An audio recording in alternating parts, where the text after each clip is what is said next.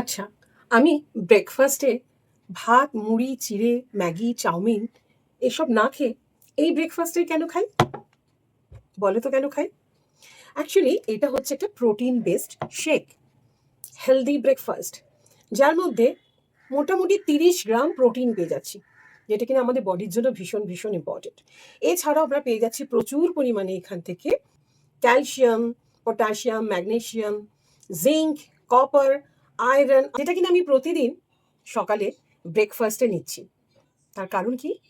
আমাদের বডিতে 78 অর্গানস রয়েছে। হার্ট, লাং, কিডনি, প্যানক্রিয়াসের মতো 78 অর্গানসকে যখন আমরা এরকমই একটা দারুণ প্রোটিন বেসড খাবার দিতে পারি, তখন কিন্তু তারা তাদের নিজেদের ফাংশনটা ভীষণ ভালোভাবে করতে পারে। তার ফলে আমরা কিন্তু হেলদি থাকি। আর প্রতিদিন আমি এই ব্রেকফাস্টে নিচ্ছি বলেই, শেকটাকে ব্রেকফাস্টে নিচ্ছি বলে আমার বয়সের চাকাটা কিন্তু উল্টো দিকে ঘুরছে। ৬০ বছর বয়সেও ৩০ বছরের অনুভূতি। তোমরা কারা, কারা চাইছো তোমাদের বয়সের চাকাটাকে উল্টো দিকে ঘোরাতে?